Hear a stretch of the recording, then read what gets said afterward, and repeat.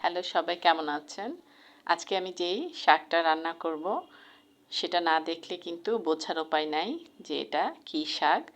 তাহলে আমি দেখিয়ে দিচ্ছি এটা কী শাক। দেখার পর নিশ্চয়ই অনেকেই চিনে যাবেন এই শাকটা কী শাক। আমাদের এখানে বোত্তা শাক বলে, কোন অঞ্চলে কী নাম এটা জানি না। আমাদের অঞ্চলে বোত্তা বলে। আর এটা কিন্তু একেবারে মানে দেশি বোত্তা শাক, যেটা গম খেতে হয়। ওখান থেকে আমার হেল্পিং হ্যান্ড তুলে এনেছে, এনে আমাকে কিছু দিয়েছে। আজকে এটা রান্না করব। এটা কিন্তু হাইব্রিডেরও হয়ে থাকে, কিন্তু ওইটা এত মজা না খেতে। এটা অনেক বড় বড় হয়, মোটা মোটা হয়। তো প্রথমে আমি এটাকে পানি দিয়ে 5 মিনিট ভিজিয়ে রাখবো, কারণ অনেক মাটি থাকে, যেন মাটিগুলো নিচে বসে যায়। তারপরে ভালো করে ধুয়ে নিব শাকটা। ধুয়ে আমি এটা মিহি করে কুচি করে নেওয়াচ্ছি। তারপর আমি এই শাকটা রান্নাটা দেখাচ্ছি। এই কুচি করা হচ্ছে। আর এখানে পেঁয়াজ, রসুন আর 3টা কাঁচামরিচ, আদা ছেঁচা করে নিব। তো কড়াইটা বসিয়ে দিয়েছি। আর এটার জন্য কিন্তু একটা পুরানো কড়াই লাগবে, কারণ কড়াই নষ্ট হয়ে যায়, কারণ এখানে কোনো তেলের পরিমাণ থাকবে না। দিয়ে দিলাম লবণ, তারপরে যেই আদা ছেঁচা আর পেঁয়াজ রসুন মরিচ করেছি সেটা দিচ্ছি।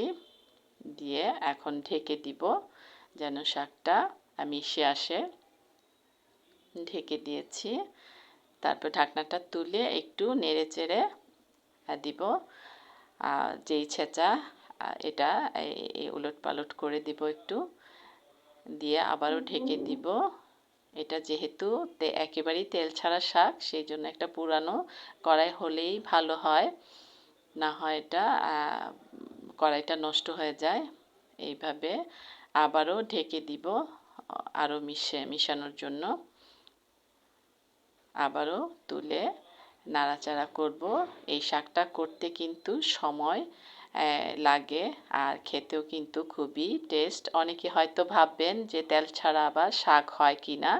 হ্যাঁ, যারা এটা রান্না করেছেন তেল ছাড়া, তারা নিশ্চয়ই এটার টেস্ট জানা আছে। আর যারা রান্না করেন নাই কখনো যে তেল ছাড়া কি শাক হয়, তারা একবার ট্রাই করবেন। আমি যেইভাবে শাকটা করছি স্টেপ বাই স্টেপ ফলো করে একবার করে দেখবেন। শুধু এই শাকটা দিয়েই কিন্তু ভাত খাওয়া হয়ে যাবে। আবারও ঢেকে দিয়েছি। তারপর আবারও এরকম মানে বাইরাবাড়ি করতে হবে, যাকে বলে রীতিমতো অত্যাচার করতে হয় এই শাকটাতে।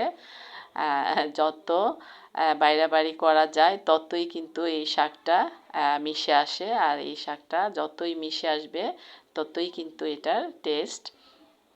তো এইভাবে অনেক বাইরাবাড়ি করতে করতে দিয়ে দিব শুকনা মরিচ একটা, আর একটু দিব, কারণ ঝাল হলে শাক ভালো লাগবে না।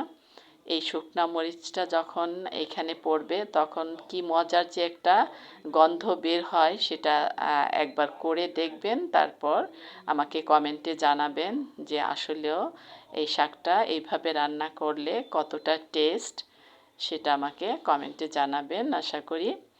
তো এইভাবে সেই বাইরাবেরি করতে করতে কিন্তু একদম পানির পরিমাণ শুকিয়ে গেছে।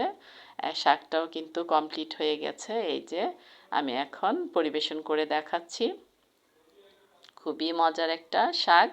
আশা করি যদি কেউ এই অরিজিনাল বত্তা শাকটা পান, তাহলে আমার মতো এইভাবে রান্না করে দেখবেন, খুবই মজা পাবেন। আজকে বিদায় নিলাম, আল্লাহ হাফেজ।